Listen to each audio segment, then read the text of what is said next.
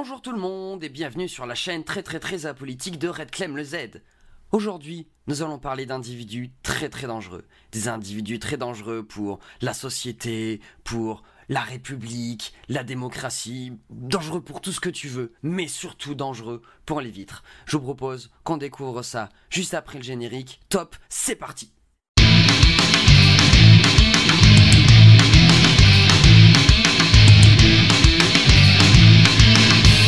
Alors nous voici devant l'article que je voulais vous montrer. Donc il a été publié, vous pouvez le voir, le 14, c'était vendredi dernier. Et donc il s'agit de terreur, d'une terreur au musée. Des activistes ont jeté de la soupe sur un tableau de Van Gogh. Van Gogh, hein, pas n'importe qui. Vous avez tous, tout le monde a au moins entendu son nom au moins une fois. Hein. Mais alors pourquoi avoir jeté de la soupe à la tomate sur les tournesols de Vincent Van Gogh exposés à la National Gallery de Londres ? Alors, des membres écologistes du mouvement Just Stop Oil ont jeté ce matin de la soupe à la tomate sur le chef-d'œuvre de Van Gogh, les tournesols, exposés à la National Gallery de Londres, a annoncé le groupe. Le groupe, d'accord. L'AFP rapporte que deux activistes ont jeté le contenu de 2 boîtes de conserve de soupe sur cette œuvre très célèbre du peintre néerlandais. Oui, très célèbre, à tel point que ça a d'ailleurs généré beaucoup de réactions. Alors bon, je me demande, enfin j'imagine que ceux qui trouvent ça très grave sont tous des grands amoureux de l'art et qu'ils font tout pour que les artistes soient payés autrement qu'avec de la visibilité. Et peut-être aussi d'ailleurs qu'ils respectent tous les types d'art, hein, n'est-ce pas ? Enfin, j'imagine. Après, bon, peut-être que mon positionnement politique est un petit peu naïf. Bon, je vais continuer. C'était juste ce que ça m'inspirait jusque-là déjà. Donc, si la peinture est protégée derrière une vitre, son prix est estimé à plus de 84 millions de dollars. Quand même, qu'est-ce que vous feriez en poche avec 84 millions de dollars ? N'hésitez pas à le dire en commentaire d'ailleurs, hein, c'est toujours l'occasion de discuter. Mais alors du coup, oui, donc la peinture est protégée derrière une vitre. Alors ça, je crois que c'est quand même une donnée assez importante parce que quelque part, ça veut dire que la peinture n'a rien, elle est sauve, donc déjà... C'est pas mal. Et du coup, même de base, en fait, j'avais entendu dire que les peintures, donc elles sont protégées, même pas forcément pour prévenir les agressions de personnes extrémistes. Non. Hein. C'est juste de base ce que j'avais entendu, en tout cas, hein, que l'air ambiant, même l'humidité, pouvait abîmer les tableaux. Et donc, pour les conserver plus longtemps, il les protégeait avec une vitre. Voilà. Soyez tranquille, le tableau est sans danger. Ok, bon, c'est plutôt cool. Selon des images de presse publiées par le mouvement, ces activistes demandent l'arrêt immédiat de tout nouveau projet pétrolier ou gazier. Qu'est-ce qui importe le plus ? L'art ou la vie ? Êtes-vous plus concerné par la protection d'une œuvre d'art que par la préservation de notre planète et de ses habitants ? Justifient les activistes dans une vidéo, ajoutant que la précarité décime des millions de familles dans le monde, la sécurité du musée a été appelée et les militantes ont été arrêtées. Alors déjà, vraie question, hein, pour le coup, est-ce que, voilà, c'est probablement la question en fait posée dans cette vidéo, puisque finalement c'est une question que je vous pose aussi. Finalement, est-ce que ces activistes-là n'ont pas fait ça en prévoyant les réactions qu'il allait y avoir, et du coup qu'on allait pouvoir constater que les gens s'indignaient plus d'une agression d'un tableau, même de la vitre d'un tableau, que pour l'écologie. Finalement, je pense que c'est aussi ça la question qu'elle pose. D'ailleurs, on va peut-être regarder la petite vidéo, là, je crois qu'on voit en direct ce qui se passe. Est-ce que ça marche ?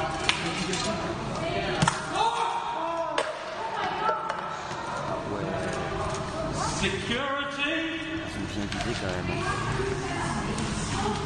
Ah oui, je crois qu'elles se mettent de la glu après. Ouais, ça se met de la glu sur la main. Et elles se collent le mur pour que la sécurité mette le plus de temps possible pour les récupérer, je pense. Ok.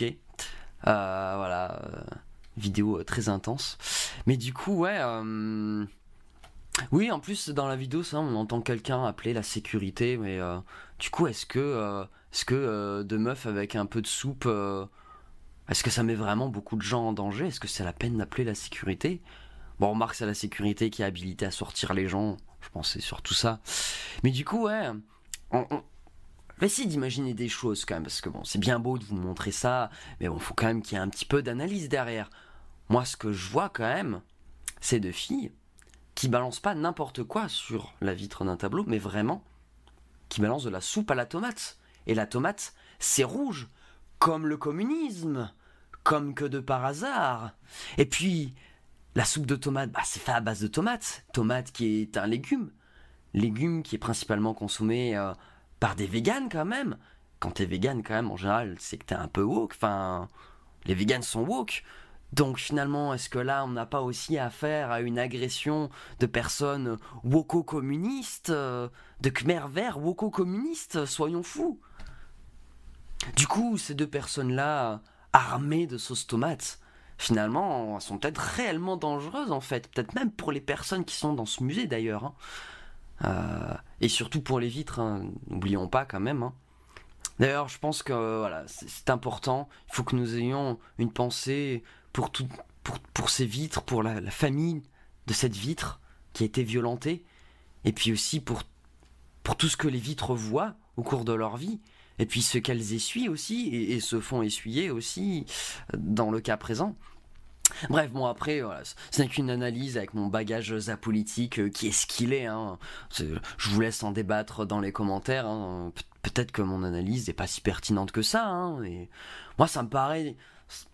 Ça a l'air de se tenir quand même, hein. Je veux dire, c'est rouge, c'est à base de légumes, en plus le rouge c'est le sang, donc c'est violent, c'est...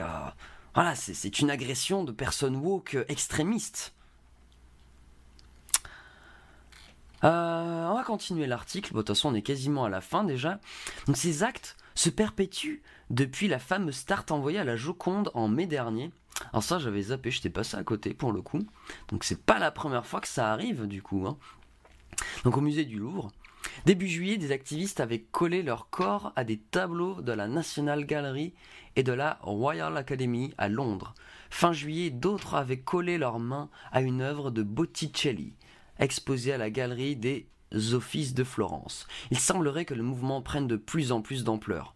Donc en fait, on a vraiment affaire à un mouvement woko-communiste, de Khmer vert woko-communiste, qui s'attaque aux vitrines des tableaux dans les musées. Je sais pas vous, mais moi ça me fait très peur quand même. Moi ça me fait très très peur. Et alors du coup, j'ai envie de vous montrer quand même ces quelques réactions. Ici, donc un tweet de Olivier Babot. Nous avons formé de petits incultes dépressifs à la mine sombre, des néo-puritains iconoclastes qui viennent dans les musées détruire des œuvres d'art, comme les barbares entrant dans Rome. Mépris absolu. Ça a l'air très très grave pour lui, visiblement. Mais c'est grave pour moi aussi, hein. Je ne peux que constater la dangerosité de ces individus. Bon, après, il a pas l'air de souligner la même chose que moi, hein. Peut-être que j'ai pas bien compris pourquoi il fallait s'indigner, du coup. Bon, allez savoir. Alors, du coup, quelques tweets en réponse. Ah, un joli petit mème, réchauffement climatique et destructeur des écosystèmes. I sleep. De la soupe sur une vitrine. Real shit. C'est le fruit de l'inaction climatique. C'est normal d'avoir peur de ne pas avoir d'avenir. Ferez-vous partie de ceux qui seront tranquillement dans leur bunker avec leurs domestiques et leurs Van Gogh alors que le monde extérieur sera devenu invivable? Hein? Elles peuvent être fières de leur bilan. Des millions de tweets qui ont généré des tonnes de CO2 et une détestation qui occulte leur message. Bon, soyons honnêtes, un petit coup de pub pour Heinz et Superglue quand même. Ouais. Ouais, bon après tonnes de CO2, il y en aurait aussi, les gens auraient juste parlé d'autre chose en vrai, non? Ah, je sais pas. J'essaie d'avoir un peu d'esprit critique, hein. Bon, le peu qui me reste. Quand on est apolitique, c'est pas facile, hein.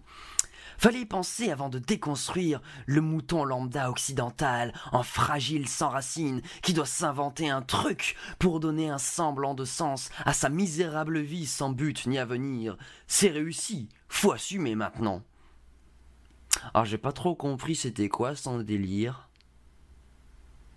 Bon, on va passer à la suite, c'est pas très intéressant. Et sinon, le capitalisme qui détruit notre habitat comme un barbare, mépris absolu aussi, non? Peut-être. La question se pose. Bon, on pense ce qu'on veut de l'action, même si mettre de la soupe sur une vitre, c'est pas un drame non plus. Bon, quand même, hein, les pauvres vitres, mince, hein. Quand même, hein. Bon. Mais c'est drôle de voir la droite défendre l'art, alors qu'à chaque fois qu'il faut augmenter le budget de la culture, c'est toujours eux qui disent que c'est pas une priorité. Ouf, elle est bien envoyée celle-là quand même. J'avoue. De la sauce tomate sur une vitre égale les barbares dans Rome. Vous avez le sens de la mesure, vous. Des êtres immatures et instables qui ne font que desservir l'écologie. Il faut avoir une pierre à la place du cœur pour en arriver là. Et lire tous ces messages stupides qui justifient cet acte violent. Ce n'est qu'une vitre, gna gna gna gna gna. Misère, nous en sommes là. Waouh. Personne réellement indigné pour le coup. Je te soutiens dans ta peine. Tu as l'air, ça a l'air de te heurter jusque dans ton quotidien. Alors, et là, on a un tweet de Hugo Clément. Ce ne sont pas des militants écologistes, ce sont des imbéciles. Ah ouais, quand même, Hugo Clément, qui a pas l'air très content. Hein. Alors, les réponses à Hugo Clément, elles ont sali une vitre et elles soulèvent plus d'indignation que l'annonce des 70% des espèces vivantes disparues en 50 ans. Je crois plutôt qu'elles ont très bien préparé leur coup, et honte à ceux qui s'insurgent pour si peu alors que la planète brûle. Bravo les filles! Petit message de soutien, d'accord. Une autre façon de réagir aurait été de dire « Je ne suis pas confortable avec le mode d'action, mais je soutiens le message. Vous avez préféré l'insulte. Surprenant et décevant. » Ah. Une personne qui admire Hugo Clément qui est un peu déçu, visiblement. Merci Hugo Clément, on est d'accord. Se battre pour la planète, oui. Mais endommager, casser, non. On peut bien faire les choses et sans violence. Ce genre de procédé ne fait que diviser et ne met pas en avant les vrais problèmes. Ouais, mais après... Bon, ok. Bon, moi j'entends, hein.